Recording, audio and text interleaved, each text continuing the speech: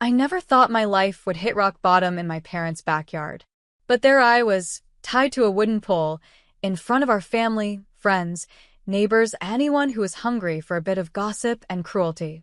Barefoot, wrists burning, dignity shredded. And they were laughing. My dad stood a few feet away, sipping his bourbon like it was just another barbecue. He smirked and raised his glass as if I were some joke he'd told. "You're a useless child, Emma," he said, loud enough for everyone to hear. "You bring nothing but embarrassment." Someone clapped. A few uncles chuckled. My cousin took a video. I just stood there, not moving, not crying, not giving them what they wanted. If I broke, if I let them see one tear, they'd win. I could feel my mother's glare. She sat near the patio heater, fanning herself like she was above all this, as if she wasn't the one who'd suggested they make an example of me. "You always thought you were special," my sister Lauren hissed under her breath as she walked by in her glittery dress. "You're nothing." I couldn't even answer. I was trying to keep my knees from buckling. They said I'd ruined the family name, that I was a waste, that I was too quiet, too strange, too soft. And just when I thought they'd finally crushed every last part of me, a sound broke through the chaos. A low, smooth engine. Heads turned. Forks paused midair. Phones dropped.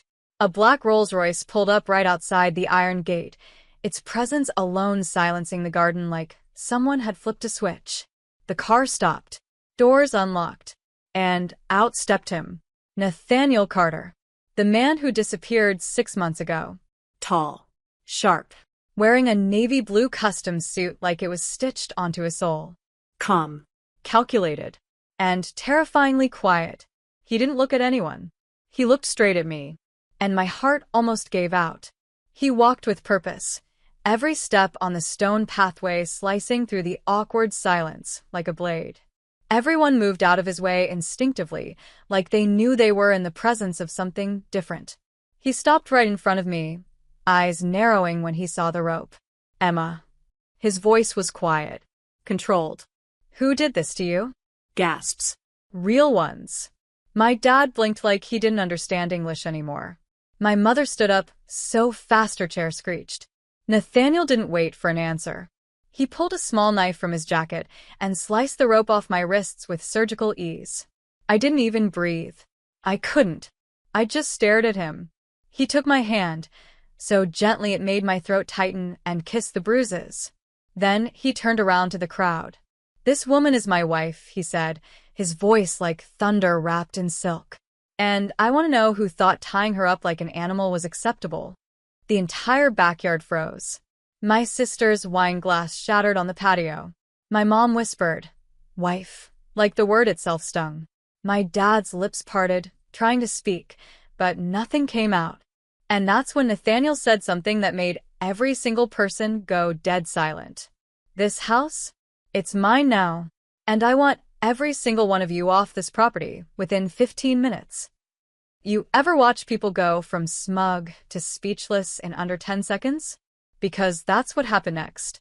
My dad's jaw dropped, his hand still frozen midair like he forgot he was holding a drink. My mother stood there blinking like someone had just pulled the earth out from under her. And my sister? She stared at Nathaniel like she was seeing a ghost.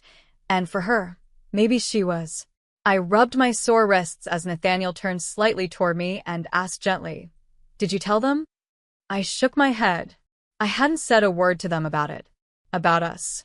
Not about what we'd built together, not about who he really was, and definitely not about what I had done for them, quietly, selflessly, while they mocked me. He turned back to the garden full of frozen faces and said it for me. "Emma didn't tell you because she's still more loyal to this family than any of you ever deserved. But since no one here has the decency to be honest, I'll do it for her." Silence. A different kind now. The kind that crawls under your skin and makes you squirm because deep down they all knew something was coming. And they weren't ready. "This house went into default 3 months ago," Nathaniel said. "Unpaid taxes. Mortgages stacked up. Creditors knocking on the door. And Emma, your useless child, she used her college savings, her emergency fund, even sold her old car, trying to keep it afloat. I felt 30 pairs of eyes swing back to me. The same ones that laughed when I showed up in hand-me-downs. The same ones that called me a charity case. Now looking at me like I was a stranger. Like they had missed something massive. When the bank finally gave a final notice, Nathaniel continued. Emma called me. She didn't ask for help. She asked if I could buy the house anonymously so you wouldn't lose your pride. My dad suddenly barked. You're lying. Nathaniel didn't even flinch. Am I? He said, calmly pulling a folded deed from his inner jacket pocket. He handed it to my father. Take a look. You signed it. I watched as my dad's hand trembled. He unfolded the paper and scanned it, and just like that, his face turned white. Because it was real. His signature was there. Clear as day. From the day he'd blindly signed over the property to a private investor to stop the foreclosure. That investor was Nathaniel. My mother stepped forward, frantic. You tricked us. No. I finally spoke. My voice cracked, but it came out strong. I saved you. And you tied me to a pole. That's when Nathaniel turned back to the group and said, You didn't raise a failure. You raised a woman. A woman who kept your lights on. A woman who gave up her future to protect your past. And today, you humiliated her. He didn't yell. He didn't threaten. He just let the truth sit there, sharp and undeniable. Then, calmly, he finished. You have 15 minutes to gather your things. After that, I'm changing the locks. And you know what? They actually listened. They didn't argue. They didn't scream. They didn't fight. Because they couldn't. I had finally found my voice, and it was louder than all of their cruelty combined. No shouting. No slamming of doors. Not even a last-ditch insult thrown over the shoulder. They just packed up. Quietly. I stood there, watching the same people who once barked orders at me now scrambling to gather their designer handbags and monogrammed coats like strangers being evicted from a place they never belonged. My mother, who once told me I was the reason she never got to live her dreams, couldn't even look me in the eye. My sister, who mocked my clothes, my silence, my mediocre little job, she tried to walk past me without speaking. But Nathaniel didn't let that happen. He stepped in front of her. Lauren, he said calmly, apologize. She blinked like the word was in a foreign language. Excuse me? He didn't raise his voice. Didn't move. Just said it again. You recorded her. You laughed while she stood there tied like a criminal. You humiliated your own sister in front of strangers. Now apologize. Her face flushed red. Her lip trembled, not from guilt, but from the rage of being checked by someone who outclassed her in every way. Still, she looked at me. Jaw clenched. I'm sorry, she muttered. I didn't say anything. I just nodded. And that stung her more than yelling ever could. When my dad walked past, he stopped for a second, then looked at Nathaniel. Whatever she told you. She didn't have to tell me anything, Nathaniel said. I watched. For years. While she held you all together and you didn't even notice.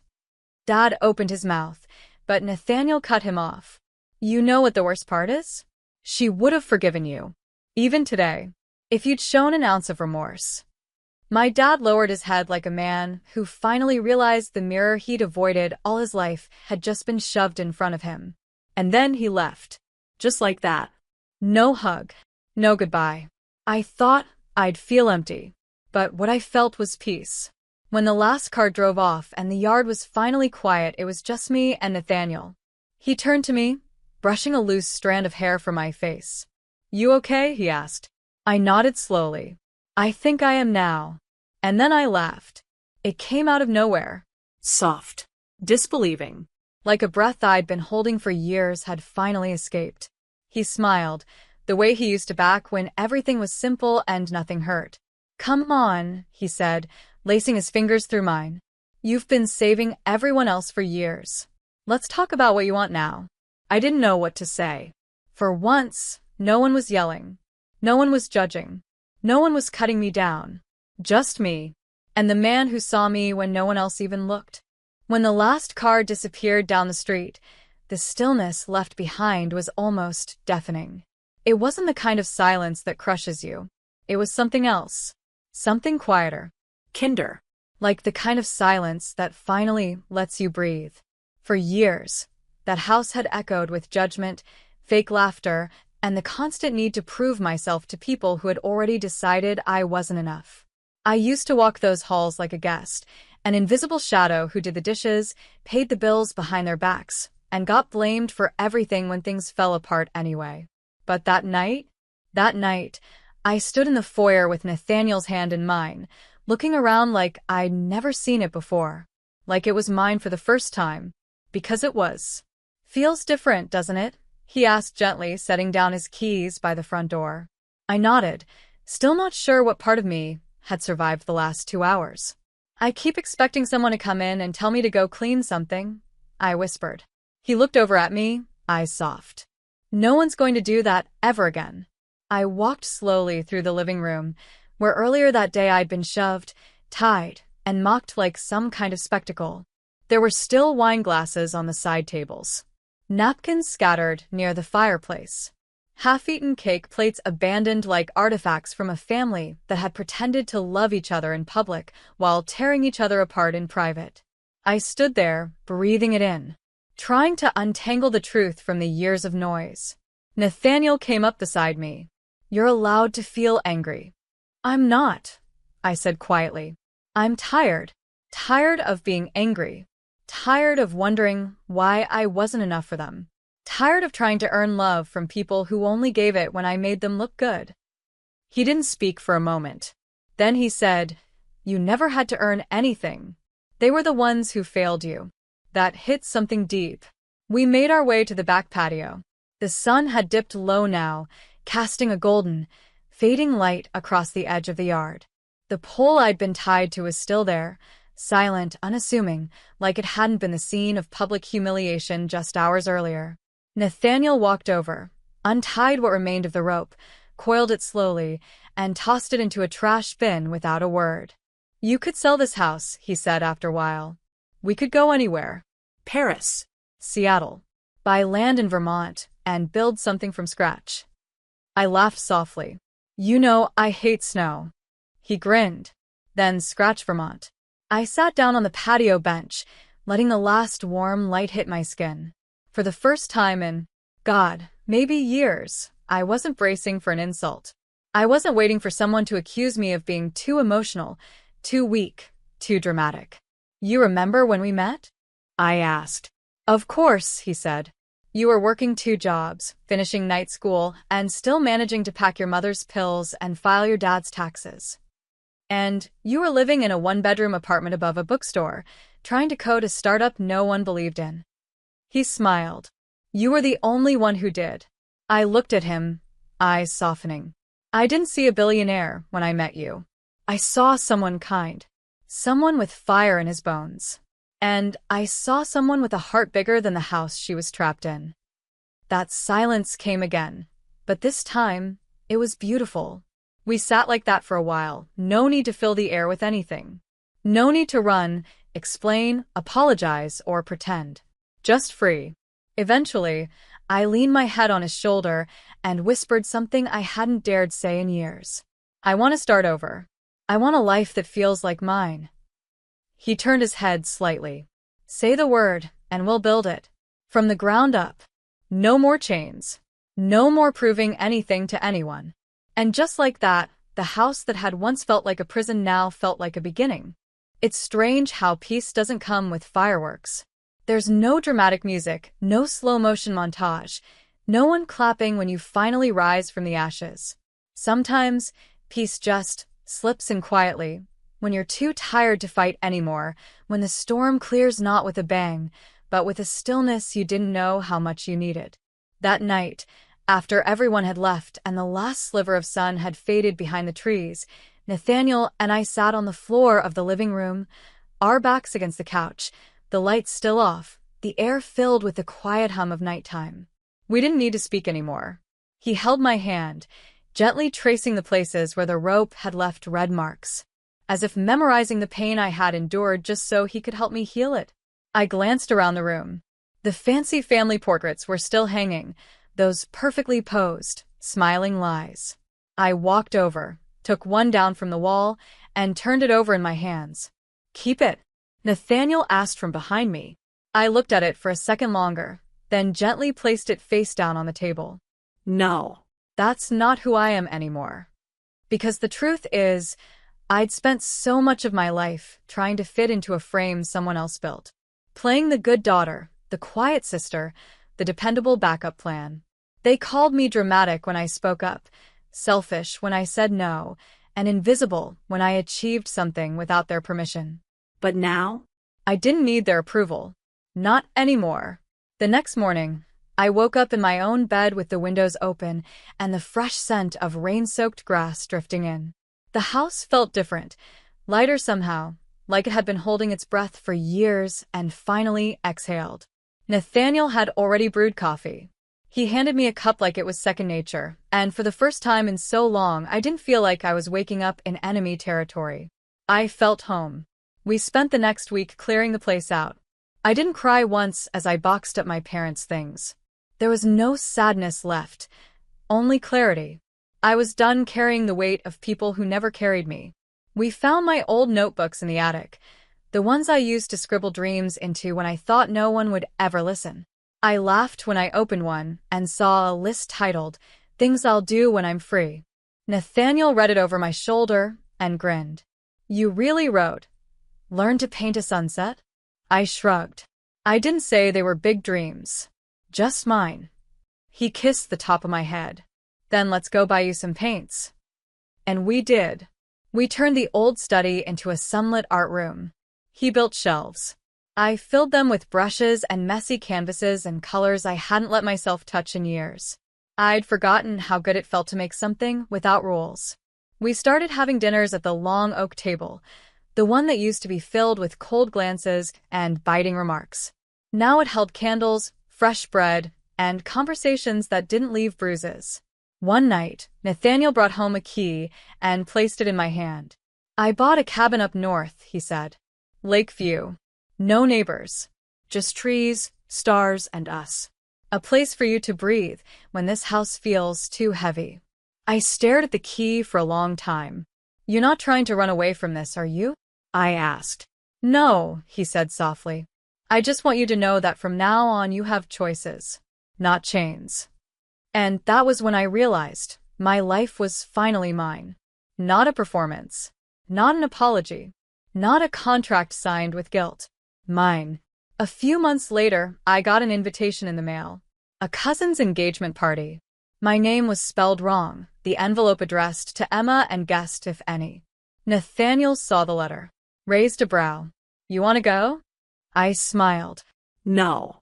"But I want to send them something." He chuckled. "Oh no. What are you thinking?"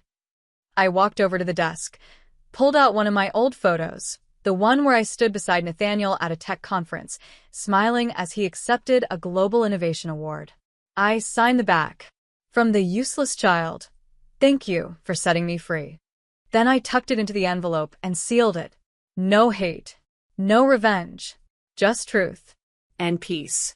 Now, when I wake up in the mornings, I don't dread the day. I water my plants. I paint sunsets. I walk barefoot on the back porch with a coffee mug in my hand and Nathaniel humming some off-key song while he makes eggs in the kitchen. We laugh a lot. Not because life is perfect, but because it's finally real. I don't know where the road leads next. I don't need to. All I know is that the girl who once stood tied to a pole in the middle of a cruel party, she's gone. In her place stands a woman who finally found her voice, and a love that never asked her to shrink. And if I could go back in time, I'd whisper to that broken girl, bruised wrists and trembling heart, "Hold on. You're not done yet. Your best chapter hasn't even begun."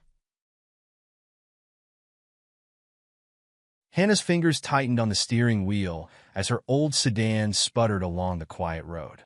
She didn't have time for distractions.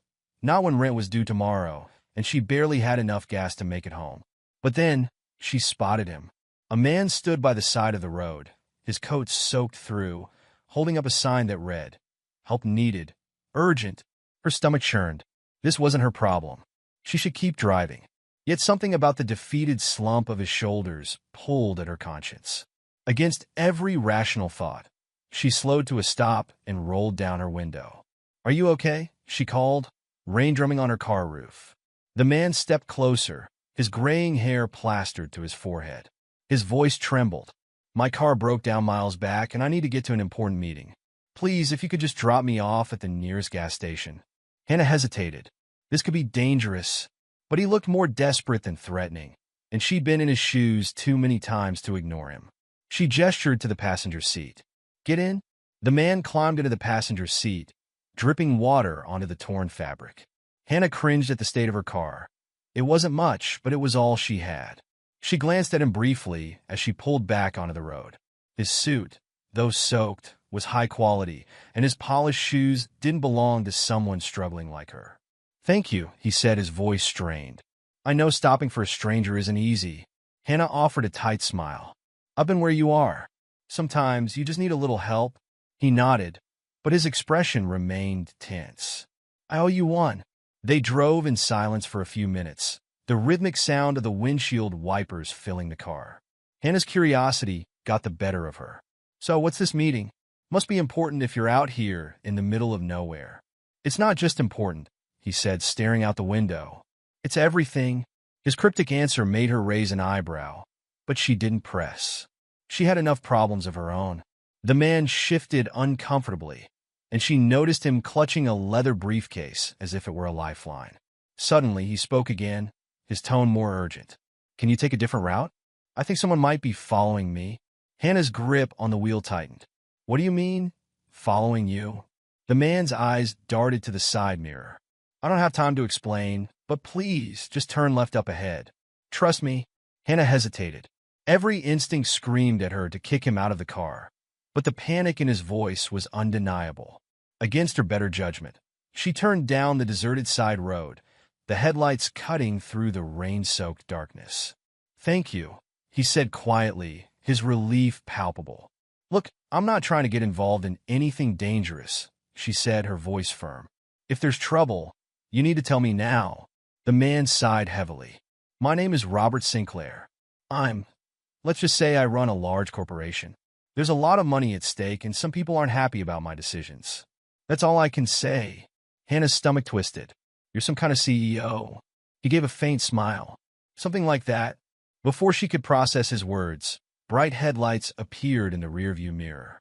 Her heart jumped as the car behind them sped closer, its engine roaring. "Faster," Robert urged. "Please." Hannah didn't need to be told twice. She slammed her foot on the gas, her old car protesting with a groan. The vehicle behind them didn't back off, staying dangerously close. "What's going on?" she yelled, panic creeping into her voice. "Just keep driving," Robert shouted. The pursuing car suddenly swerved, attempting to cut them off. Hannah's heart raced as she gripped the wheel, swerving onto a side road to avoid a collision. The rain made the road slick, and the tires skidded briefly before gaining traction. "Take this," Robert said, thrusting the briefcase toward her. "If anything happens to me, make sure this gets to my lawyer. His name is on the card inside." "What?" "No," she snapped. "I'm not getting dragged into whatever this is." "You already are," he said, his voice grim. "Please just promise me." Before Hannah could argue, the pursuing car sped ahead, blocking the road. She slammed on the brakes, the car screeching to a halt. The rain pounded against the windshield as two figures emerged from the other vehicle, their silhouettes ominous in the downpour. "What do they want from you?" she whispered, fear clawing at her chest. "They're after what's in the briefcase," Robert said, his voice low. "But they can't have it, no matter what." Hannah's breath quickened as the two figures approached, their movements deliberate and unhurried. She glanced at Robert, who seemed eerily calm despite the situation. "They'll destroy everything if they get it," he muttered, gripping her arm. "Trust me, Hannah. You can't let them." "How do you know my name?" she hissed, her panic rising. "Your ID was on your dashboard," he said quickly. "I swear, I mean you no harm. Just keep it safe no matter what." The figures were close now, their faces obscured by the shadows and rain. One of them rapped on her window with the butt of a flashlight. "Step out of the car," the man said, his voice sharp. "We just need to talk." Hannah's fingers trembled on the wheel. "What do I do?" she whispered to Robert. "Don't open the door," he replied, his tone firm but quiet. They'll take the briefcase, and you might not make it out. What do you expect me to do? Drive through them? Robert didn't answer. Instead, he leaned forward and locked eyes with her. Do you trust me? No, she blurted, her voice shaking. I don't even know you. Fair, he said, a flicker of a smile crossing his face despite the circumstances. But if you don't trust me, trust yourself. Get us out of here. Before she could respond, the man outside slammed his fist against the glass. Last warning, open the door, or we'll do it for you. Adrenaline surged through Hannah. She yanked the gear shift into reverse and slammed on the gas. The car jerked backward, tires spinning on the wet pavement. The man outside stumbled, narrowly avoiding the back bumper, but the other figure wasn't deterred. He sprinted toward them as she swerved the car around and sped down the road. Keep going, Robert shouted. Don't stop. The pursuers scrambled back into their SUV, its headlights flaring as it roared to life and gave chase. Hannah's old sedan rattled with every bump and turn, but she pushed it as fast as it would go. I can't outrun them, she yelled, her voice tight with fear. You don't have to, Robert said. Just get us to the city. They won't risk making a scene there. Hannah's heart thundered as she veered onto the highway, the SUV gaining ground. Her car shook violently, and she prayed it wouldn't give out now. Why me? She snapped, her frustration bubbling over. Why did I have to be the one to pick you up? Because you're a good person, Robert said simply. And I'm out of options. That doesn't exactly make me feel better, she shot back. The SUV rammed into the rear of her car, jolting them both forward. Hannah screamed, gripping the wheel as the car swerved. Robert reached over to steady her. Hold on, he said. Take the next exit now. Hannah yanked the wheel, barely making the turn onto the ramp. The SUV followed, its tires squealing on the slick asphalt. Ahead, the city lights flickered like a beacon of hope through the rain. Almost there, Robert said, his voice a mixture of urgency and relief. They won't follow us into a crowded area. Hannah wasn't convinced, but she didn't have a better plan. The SUV closed the gap again, its engine roaring like a predator hunting its prey. She tightened her grip, every muscle in her body tense, as she navigated the rain-soaked streets. Finally, they reached a bustling intersection. The SUV abruptly slowed, its headlights dimming before it turned down a side street and disappeared. Hannah pulled over, her hands shaking so badly she could barely put the car in park. She turned to Robert, her chest heaving. What just happened?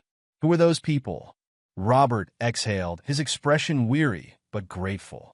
People who think money is everything. But what's in this briefcase? It's worth more than any fortune they could imagine. What's in it? She demanded.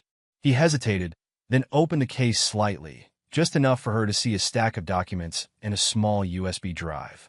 This is evidence, proof of corruption that could bring down some of the most powerful people in the country. Hannah's jaw dropped. You're telling me I just risked my life for papers? For justice, he corrected. And for the truth. I'm sorry I dragged you into this, but you're the only one I could trust. She leaned back, her head spinning. This wasn't what she'd signed up for. All she wanted was to help someone in need, not to become a target in some high-stakes conspiracy. Robert reached into his pocket and pulled out a business card. If you get into trouble, call this number. It's my lawyer. He'll know what to do. You're just leaving me with this? She asked, her voice rising. For now, he said. But trust me, Hannah, this might be the best thing that's ever happened to you. And with that, he slipped out of the car and disappeared into the rainy night, leaving her with a briefcase, a card, and more questions than she knew how to handle. Hannah sat in her car, heart pounding, staring at the briefcase Robert had left behind. Rain drummed against the roof as the weight of her situation hit her like a tidal wave. She had been scraping by, living paycheck to paycheck, and now she was somehow caught in a web of corruption and danger. Her hands trembled as she picked up the card Robert had given her. It read, Daniel Cross, attorney at law. Confidential matters only. A phone number was listed beneath. She had no idea if she could trust him, but what other choice did she have? She dialed the number with shaking fingers. It rang twice before a deep, calm voice answered. This is Daniel Cross. Mr. Cross, my name is Hannah. Robert Sinclair gave me your number. He said you'd know what to do. There was a long pause. You're with the briefcase? Yes, she replied, glancing nervously out the window. He left it with me and... Are you safe? Cross interrupted, his tone sharp. For now, but someone was chasing us. Listen carefully, he said, his voice low but commanding. Do not open the briefcase. Bring it to my office immediately. I'll send you the address. Be cautious. If they followed you, they'll try again. Moments later, her phone buzzed with a text containing the address. It was downtown in the heart of the city. Taking a deep breath, she started the car and pulled back onto the road. The drive to Cross's office was tense, every set of headlights in her rearview mirror making her heart race. When she finally arrived at the high-rise building, she parked and clutched the briefcase tightly as she hurried inside. The receptionist seemed to recognize the urgency and waved her through without question. She took the elevator to the 15th floor, where Cross's office was located. The man himself, tall and imposing with a neatly trimmed beard, opened the door before she even knocked. "Hannah, come in," he said, ushering her inside. The office was sleek and modern, but Hannah barely noticed as she placed the briefcase on his desk. Robert said this was evidence. "What's in it?" she asked. Cross opened the case and scanned the documents and USB drive inside. His expression darkened. "This is everything we need to expose a network of corruption that's been untouchable for years. Corporate fraud, bribery, even human rights violations. It's all here." Hannah's stomach turned. "Why would Robert trust me with this?" "Because he saw something in you," Cross said simply. "And because people like you, ordinary citizens, are often overlooked by those who think they're untouchable." Before Hannah could respond, the office phone rang. Cross answered it, his expression growing graver by the second. "They know you're here," he said after hanging up. "We need to move." "What do you mean move?" she exclaimed, panic rising. "They'll come for this evidence. And for you. But don't worry," he said, grabbing the briefcase and pulling out another small case. "We have a backup plan." He handed her a smaller, identical briefcase. "This is a decoy. You're going to help us misdirect them while we get the real evidence into the right hands." "What? No, I didn't sign up for this." "You signed up the moment you helped Robert," Cross said, his voice firm but not unkind. "If you don't help, everything he's worked for, everything you risked, will be for nothing." Hannah's role was simple but terrifying. She left the office with the decoy case, her job to act as a distraction while Cross and his team delivered the real evidence to the authorities. She drove aimlessly, her heart pounding every time she spotted a car behind her. Sure enough, within 20 minutes, she realized she was being followed again. "Stay calm," Cross had instructed her. "Lead them as far away as you can." Every instinct told her to panic, but she held her nerve, weaving through the city until she reached the outskirts. The pursuing car stayed close, but she kept going, her mind racing for a plan. Finally, she spotted a crowded gas station. Thinking quickly, she pulled in and parked near the pumps where dozens of people milled about. She grabbed the decoy briefcase and got out, blending into the crowd. The pursuers hesitated, clearly unwilling to make a scene. Hannah used the distraction to slip into the gas station's convenience store and out the back door, leaving the decoy case in the alley. Hours later, back in the safety of her tiny apartment, her phone rang. It was Cross. "It's done," he said. "The evidence is secure, and the authorities are already moving on the perpetrators." "You did more than you realize, Hannah." Relief flooded her. But before she could respond, he added, "And Robert didn't forget you." "What do you mean?" she asked, confused. "I think you should check your bank account," Cross said, his voice warm with approval. Hannah hung up and opened her banking app. Her jaw dropped. The balance showed a figure she couldn't have dreamed of, a 7-figure deposit labeled "For a Brighter Future, R. Sinclair." Tears streamed down her face as the realization sank in. By helping a stranger, she hadn't just saved herself. She'd uncovered strength and courage she never knew she had. And now, she had the chance to rebuild her life and make a difference in ways she'd only dreamed of. "Stop right there." The words shot out of Arthur's mouth with more force than he intended. Heads turned in the polished marble foyer of the bank, But Arthur's world had already shrunk to a single focal point, the golden pendant hanging from the neck of the young teller behind the counter. Clara, her name badge red, paused mid-sentence, her eyes widening slightly. "Sir?" she asked, startled but maintaining her professional demeanor. Arthur stepped forward, his heart pounding in his chest. "That pendant," he said, his voice taut with urgency. "Where did you get it?" She instinctively touched the delicate charm resting against her skin, her fingers brushing its surface. "This? It was a gift from my grandmother," she said slowly, her brow furrowing. "Why?" Arthur didn't answer right away. He couldn't. His mind was racing, his thoughts fragmented and wild. That pendant, it wasn't just familiar. It was exact. The last time he'd seen it, it had been around the neck of his daughter, Emma, the day she vanished without a trace.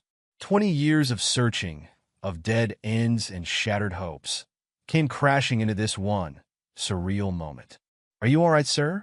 Clara asked, her voice laced with genuine concern. Arthur forced a strained smile and stepped back, waving his hand dismissively. "I'm fine. Just memories." But inside, he was anything but fine. His pulse roared in his ears as he turned and walked briskly toward the exit, leaving the faint scent of sterilized bank air behind. That evening, Arthur sat in his dimly lit study, staring at the fire crackling in the hearth. In his hand was a photograph, the last one ever taken of Emma. Her eyes sparkled with laughter as she grinned at the camera, her tiny hands clutching the same golden pendant now worn by a stranger. He had spent 2 decades chasing shadows, following every rumor, every whisper that might lead him back to her. Each dead end had chipped away at his resolve until hope itself became a burden. But now, for the first time in years, that burden felt lighter. The pendant wasn't just a coincidence. It couldn't be. He felt it in his bones, in the same way he had always felt that Emma was still out there, waiting for him to find her. Arthur picked up his phone and dialed a number he hadn't called in years. It rang 3 times before a familiar voice answered. "Jacob Harper," the gruff voice said on the other end. "Jacob, it's Arthur," he said, his voice steady but heavy with unspoken emotions. "I think I found something. I need your help." By the next morning, Jacob had already begun his investigation. A retired private investigator, Jacob had worked with Arthur in the early years of Emma's disappearance. He had been relentless back then, chasing down every lead, but time had dulled their pursuit. Now the fire was rekindled. "Her name's Clara Dawson," Jacob told Arthur during their first update call. 25 years old, works at the bank. Raised by her grandmother after her parents supposedly died in a car accident. But here's the catch.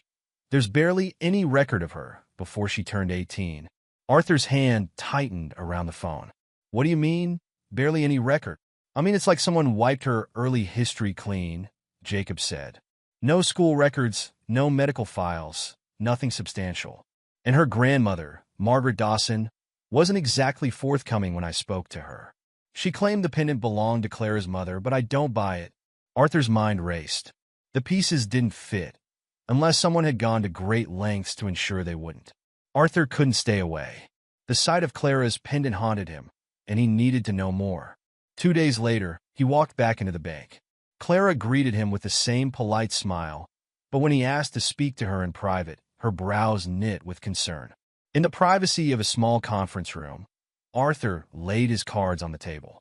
"Clara, I need to ask you something deeply personal." Her unease was palpable, but she nodded. "All right." Arthur gestured toward her necklace. "That pendant. Do you know where your grandmother got it?" Clara frowned, her hand instinctively touching the charm. "She always said it belonged to my mother, that it was a family heirloom." "Why?" Arthur swallowed hard. "Because that exact pendant belonged to my daughter, Emma. She disappeared 20 years ago. I've been looking for her ever since." Clara's face drained of color. "You think I don't know," Arthur admitted, his voice thick with emotion. "But the resemblance, the timing, the pendant, it's too much to ignore. I need to know the truth." Clara agreed to a DNA test, though she was visibly shaken by the implications. Arthur's hope surged, tempered only by the fear of yet another disappointment. He barely slept in the days that followed, pacing his study and staring at Emma's photograph as if willing the results to come sooner. When the envelope finally arrived, Arthur's hands trembled as he tore it open. His eyes scanned the document, and his breath hitched. It was true. Clara Dawson was, in fact, Emma Clark. The joy of reunion was short-lived. Jacob's investigation uncovered a sinister truth. Emma's abduction had been orchestrated by Jonathan Wells, a former business associate of Arthur's. The reason? Revenge. Wells blamed you for the collapse of his company, Jacob explained. He lost everything and decided to take it out on you. By taking Emma, Arthur's blood boiled. The thought of a petty vendetta stealing 2 decades of his daughter's life made his skin crawl. Arthur confronted Wells at his sprawling estate. You took her, he roared, his voice echoing through the marble halls. Wells, calm and unrepentant, leaned back in his chair. You ruined me, Arthur. I wanted you to feel the same emptiness.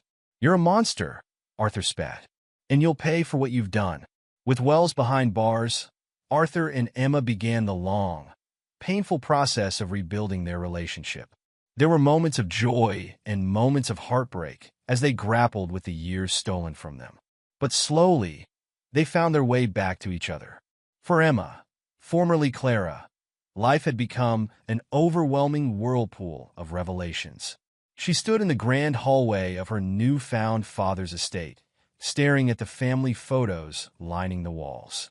A young Arthur with a beaming Emma stared back at her in countless frames. She felt a pang of guilt and sadness. She didn't recognize the man or the memories he so clearly cherished. Do you remember this one?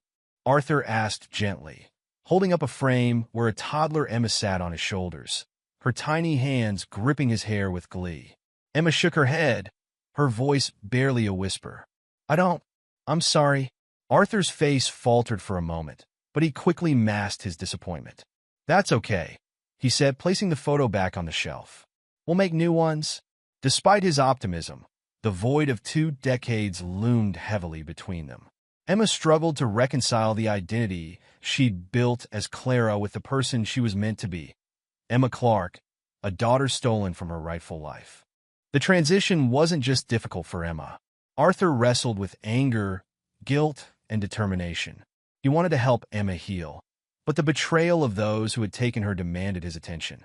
As Jacob delved deeper into the Dawson family's past, another layer of deceit unraveled. I've got something, Jacob said during one of their late-night calls. Margaret Dawson wasn't just complicit in raising Emma. She knew exactly who she was. Arthur's grip tightened on the phone. What do you mean? Margaret wasn't paid just to take Emma in. She was part of Wells' inner circle. She owed him favors, serious ones, and this was how she paid him back. Arthur's heart sank. Margaret had seemed like a frail, unassuming woman during Jacob's interviews. Now, she was the final piece in a decades-old conspiracy. If she had willingly hidden Emma, then she had answers to questions that had tormented Arthur for years. Arthur drove to Margaret's small, aging home on the edge of the city.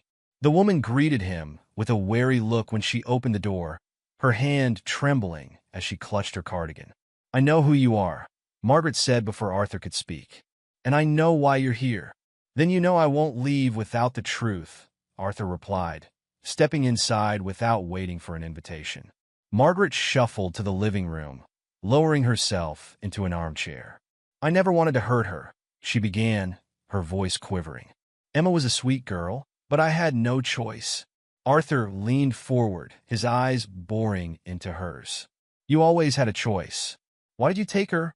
Margaret wrung her hands, staring at the floor. Wells came to me when Emma, was just a baby. I owed him money, more than I could ever repay. He told me about you, about what you did to him. He said taking your daughter would balance the scales. Arthur clenched his fists, his anger threatening to boil over. So you just went along with it? You stole my child and pretended she was your granddaughter. Margaret flinched. He said he'd ruin me if I didn't. I thought I could keep her safe, give her a good life. And I did. I loved her as my own. Loved her? Arthur's voice cracked. You didn't love her. You imprisoned her. You robbed her of her family, her identity, and 20 years of her life. Margaret's head hung low, tears streaming down her wrinkled face. "I'm sorry," she whispered. "I know it doesn't mean anything now, but I am—" Arthur stood abruptly, his jaw set. "You'll answer for this. Every person who kept us apart will." While Arthur sought justice, Emma was left to confront her fractured sense of self. She returned to Margaret's home one evening, not to seek answers, but to demand closure. "Why didn't you tell me?" Emma asked, her voice trembling as she stood in the doorway. Margaret's eyes filled with tears. "I thought I was protecting you." Emma let out a bitter laugh. "Protecting me? By lying to me?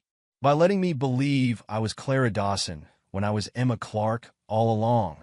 Margaret reached out, but Emma stepped back. "I loved you," Margaret said softly. "That part wasn't a lie." Emma's voice cracked as she replied, "If you loved me, you wouldn't have let me live a life built on lies." With Margaret's confession and Jacob's evidence, Arthur's legal team pursued both her and Wells. The case became a media sensation, with headlines painting Wells as a cruel mastermind and Margaret as a complicit accomplice. The court's decision was swift. Wells received a lengthy prison sentence, while Margaret faced charges for her role in concealing Emma's identity. Though justice was served, the emotional toll on Emma and Arthur was profound. Emma grappled with guilt over her attachment to Margaret, while Arthur struggled to rebuild his daughter's trust. Months passed, and the pain of the past slowly began to fade. Arthur and Emma took small steps toward healing, learning to laugh together and share moments of quiet joy. They revisited places Arthur had once frequented with Emma as a child, from sunny parks to ice cream parlors. One afternoon, as they walked through a blooming garden, Emma spoke. "Do you think I'll ever feel like me again? Like I know who I am?" Arthur placed a comforting hand on her shoulder. "You're Emma Clark," he said gently, "but you're also the person you've been all these years. Both are real, and both are you." Emma smiled faintly, the words bringing a small measure of peace. The day Emma officially reclaimed her identity was one of quiet celebration. She legally changed her name back to Emma Clark, a symbolic step toward reclaiming the life stolen from her. Arthur watched proudly as she signed the papers, tears welling in his eyes. "I never thought I'd see this day," he admitted. "But here we are." Emma squeezed his hand. "Thank you for never giving up." Father and daughter continued to rebuild, their bond growing stronger with time. On the anniversary of her disappearance, they visited the site of her abduction, a small garden now overgrown with wildflowers. "This is where it all changed," Arthur said, his voice thick with emotion. Emma knelt, touching the soft petals of a flower. "And this is where we start again?" The glass door shattered into fragments as a frantic knock resounded, startling everyone inside the dimly lit lobby. Jacob, now the reluctant caretaker of the once luxurious Highview Hotel, spun around, his pulse spiking. The echo of desperation filled the room before he could even respond. "Please," a young woman's voice cracked through the night. "Let me in. I need shelter." He hesitated, eyes darting to the shadowy outline of the figure outside. His gut told him to turn her away. This place, his family's pride for decades, had turned into little more than a forgotten relic. No one came here anymore. Not since the accidents, the lawsuits, the failures. But her voice cut through his inner turmoil, sharp and raw. Against his better judgment, Jacob stepped forward and unlatched the door. A cold gust rushed in with the girl. She was pale, trembling under a threadbare jacket, her hands clutching a tattered backpack. Her eyes, wide and full of a haunted desperation, locked onto his. "I just need a place," she whispered, her breath clouding in the air. "Just for a night." Jacob swallowed, unsure whether it was pity, caution, or his own aching loneliness compelling him. "The hotel's closed," he said firmly, hoping to mask his wavering resolve. "There's nothing here for you." Her shoulders sagged, but she didn't back away. "I don't care. I'll sleep in the lobby if I have to." "Please." His jaw tightened, but he stepped aside, letting her in. "You can stay, but no promises it'll be comfortable." Jacob flicked the dim lobby lights back on, illuminating the once grand reception area. Dust hung in the air like a ghostly haze, and the faint smell of mildew lingered. The young woman stood awkwardly by the entrance, her eyes scanning the peeling wallpaper and tarnished brass fixtures. Not exactly five-star accommodations, Jacob muttered, folding his arms. It's perfect, she said, her voice barely above a whisper, but there was something in her tone that sounded genuine. Perfect? Jacob raised an eyebrow. You've got low standards. She glanced at him, lips curving into the faintest smile. I've stayed in worse places. For a moment, Jacob was taken aback. There was something unnervingly calm about her, as though she had been through more than her age would suggest. He shook it off, stepping behind the reception desk. I've still got water and power running, he said, pulling a key from the rack. Room 208 is clean. Bed's decent. No one slept there in a while, though. She stepped closer, hesitating. I can't pay much. Don't worry about it, he interrupted, sliding the key toward her. Consider it charity. Just keep to yourself, all right? Her face softened with gratitude, but she didn't say more. Gripping the key, she disappeared up the staircase, her footsteps echoing through the empty halls. Jacob watched her go, wondering what kind of trouble she was running from. The logical part of him screamed that this was a mistake, that she could be anyone, dangerous even. But another part of him, the part that still felt tethered to the hotel's once bustling past, found solace in her presence. The following morning, Jacob was startled awake by the sound of movement. He had fallen asleep on the lobby couch, a whiskey glass still balanced precariously in his hand. Groaning, he sat up, expecting the worst. The sound wasn't coming from outside, it was from inside the hotel. He crept toward the noise, wary but curious, and stopped short when he saw her. The girl was crouched near the reception desk, scrubbing the floor with a wet rag. A bucket of soapy water sat beside her. Her hair was tied back, and she worked with quiet determination, her lips pressed into a firm line. What the hell are you doing? Jacob asked, his voice cutting through the stillness. She jumped, startled, and then relaxed when she saw him. It was filthy, she said simply, gesturing at the floor. Figured I'd help clean up. Cleaning? Jacob repeated, incredulous. This place is a lost cause. It's not worth the effort. It's worth something, she replied, her gaze meeting his. There was steel in her voice now, a challenge he hadn't expected. Places like this, they don't deserve to be forgotten. Jacob didn't know how to respond. For years, he'd avoided facing the hotel's decline, treating it like a wound too painful to tend to. Yet here was this stranger scrubbing away like it still mattered. Suit yourself, he muttered, retreating back to his desk. But as the day went on, he found himself drawn to her quiet resilience. She cleaned relentlessly, wiping down windows, rearranging furniture, even polishing the brass handles on the front doors. By evening, the lobby looked almost alive. Jacob leaned against the counter, watching her as she finished sweeping the floors. You're not just passing through, are you? He asked, breaking the silence. She paused, glancing up at him. What makes you say that?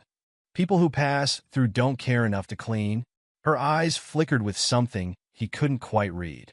She set the broom down, brushing her hands on her jeans. I needed a place to feel useful again, she admitted. Is that so bad? Jacob hesitated. No, just unusual. A faint smile crossed her lips. Maybe you should try it sometime. You might like how it feels. He didn't respond, but her words stayed with him. That night, as he sat alone in the dimly lit lobby, he caught himself imagining what the hotel used to be. Bustling guests, clinking glasses in the dining room, laughter echoing through the halls. And for the first time in years, he didn't feel entirely alone. The days turned into a pattern. The girl, whose name he finally learned was Elise, continued her self-imposed mission to restore the hotel, room by room. Jacob found himself joining in, albeit reluctantly at first. Together, they scrubbed away years of grime, patch-peeling wallpaper, and even managed to repair some of the broken furniture. What brought you here, Elise? Jacob asked one afternoon as they repainted the lobby walls. She hesitated, her brush hovering mid-stroke. A lot of bad decisions, she said quietly, and a need to start over. He didn't press her for more, sensing the weight behind her words. By the end of the week, the transformation was undeniable. The Highview Hotel, once a forgotten relic, began to look like a place with purpose again. Elise had even taken to placing fresh flowers in the rooms, a small but thoughtful touch that made the place feel alive. When the first unexpected guest arrived, a weary traveler passing through town, Jacob nearly turned them away. But Elise intervened, her confidence catching him off guard. "Stay," she said, her smile warm and genuine. "We've got a room ready for you." The traveler agreed, and soon, word began to spread. A week later, Jacob found himself staring at the bookings ledger, his hands trembling slightly. 3 names. 3 actual, paying guests were staying at the Highview Hotel. The impossibility of it struck him like a wave, leaving him speechless. "How?" he muttered to himself. Elise, dusting off an antique clock by the reception desk, glanced over at him with a smirk. "You're welcome." He shook his head, unable to suppress a small smile. "Don't get cocky. This could just be a fluke." "Maybe," she said, setting the clock down carefully. "Or maybe this place is finally waking up." Jacob leaned back against the desk, watching her. She had a way of speaking about the hotel as if it were alive, as if the faded walls and creaky floors held a soul of their own. He hadn't believed her at first, but now he wasn't so sure. The guests trickled in slowly at first, mostly travelers who had stumbled across the hotel while looking for something affordable and charming. Elise worked tirelessly to make each stay memorable, her innate warmth and attention to detail shining through in everything she did. One evening, after a particularly busy day, Jacob found her sitting in the dining room, a notebook open in front of her. "What's that?" he asked, sliding into the seat across from her. She held it up, revealing sketches and handwritten notes. "Ideas for the hotel." Jacob arched an eyebrow, leaning forward to inspect the pages. They were filled with diagrams for rearranging furniture, suggestions for themed weekends, and even recipes for homemade pastries to serve at breakfast. "You've been thinking about this a lot," he said, impressed despite himself. Elise shrugged, a faint blush creeping up her neck. "This place feels special, like it could really be something again. I just want to help." For the first time in years, Jacob felt a flicker of hope. "All right," he said slowly. "Let's try it your way." With Elise's ideas leading the charge, the hotel began to thrive. They worked late into the nights, often collapsing into laughter over burnt attempts at baking or mishaps while moving heavy furniture. Despite the hard work, Jacob felt more alive than he had in years. But as the bookings increased and the hotel regained its charm, the shadows of their past began to creep back in. One night, as they were locking up, Jacob found Elise sitting on the edge of the fountain in the garden. Her usual energy was gone, replaced by a quiet melancholy. "You okay?" he asked, sitting beside her. She didn't answer right away, her eyes fixed on the rippling water. "Do you ever feel like you're running from something?" Jacob stiffened. "Sometimes." Elise sighed, tucking her hair behind her ear. "I wasn't completely honest with you when I came here. I didn't just stumble across this place. I was looking for somewhere to disappear." Jacob stayed quiet, sensing the weight of what she was about to say. "I left a bad situation," she admitted, her voice barely above a whisper. "Someone I trusted hurt me, took everything from me. Coming here was my way of escaping, of trying to rebuild myself." Jacob's jaw tightened, anger bubbling beneath the surface.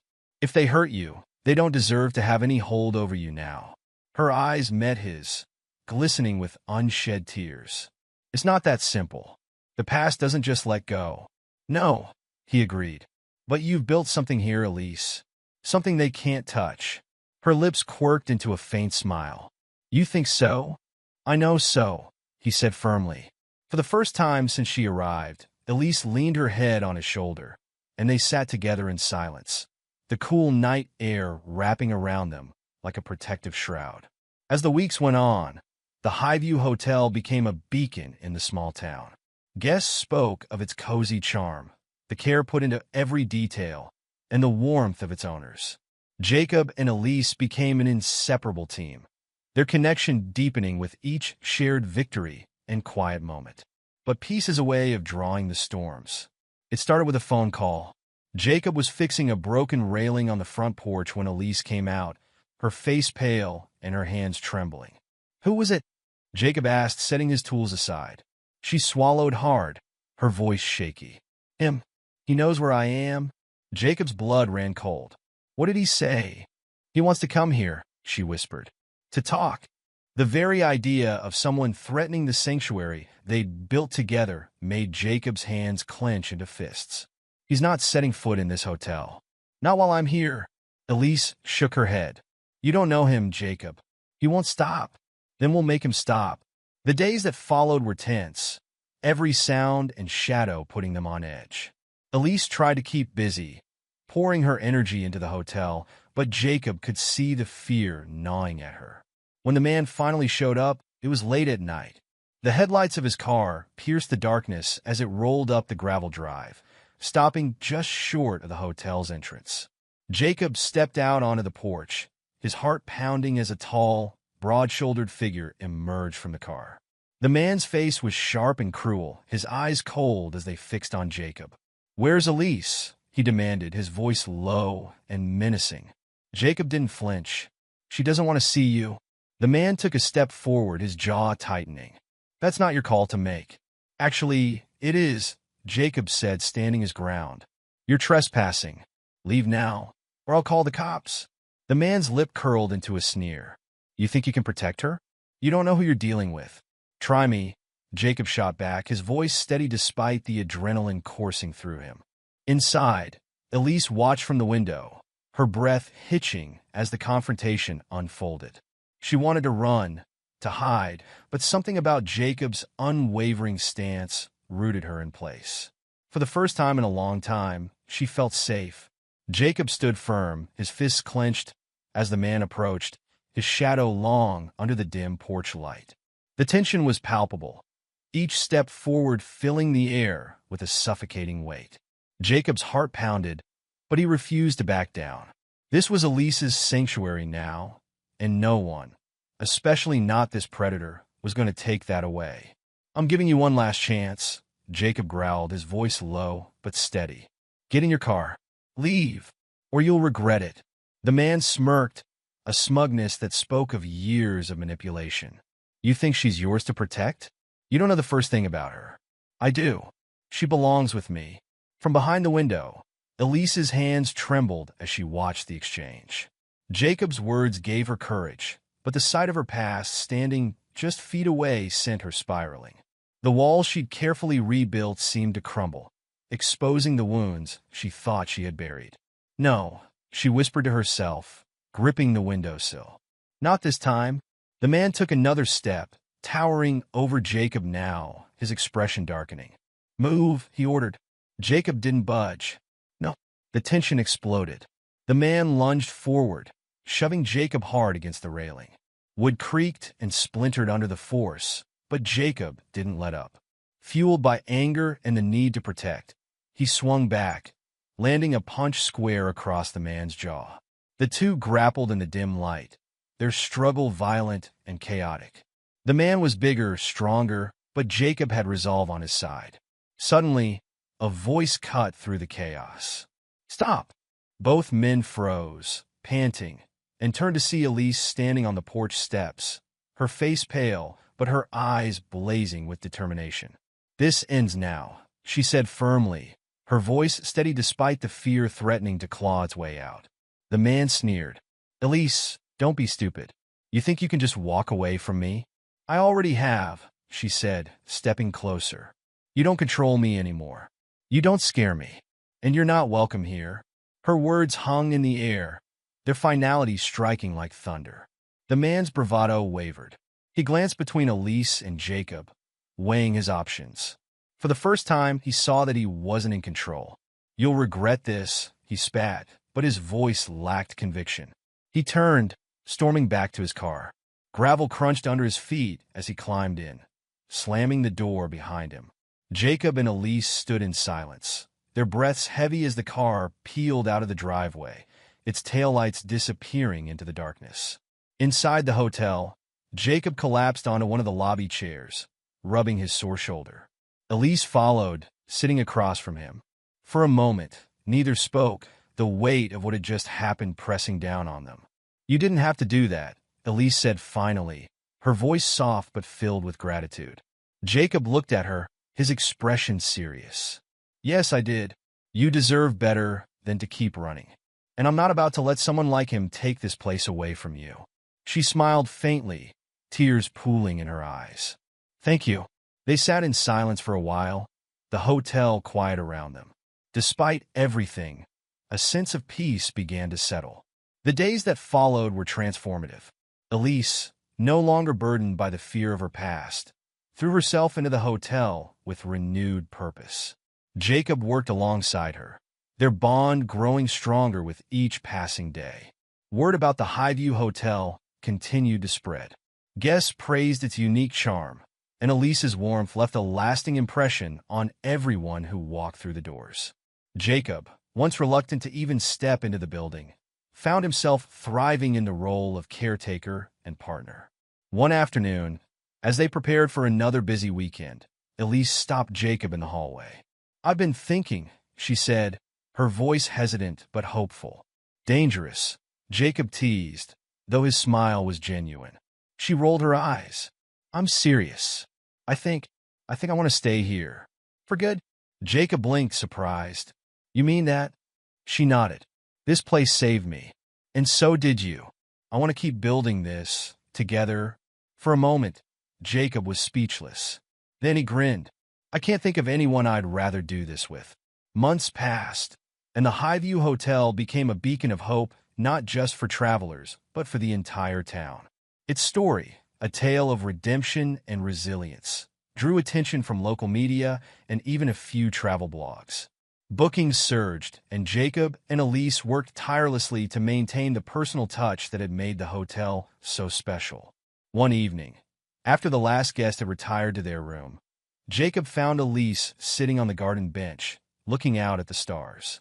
He joined her, the night air crisp and cool. "You've been quiet," he said, nudging her shoulder gently. She smiled, leaning against him. "Just thinking about how far we've come. When I first got here, I didn't think I'd stay more than a night.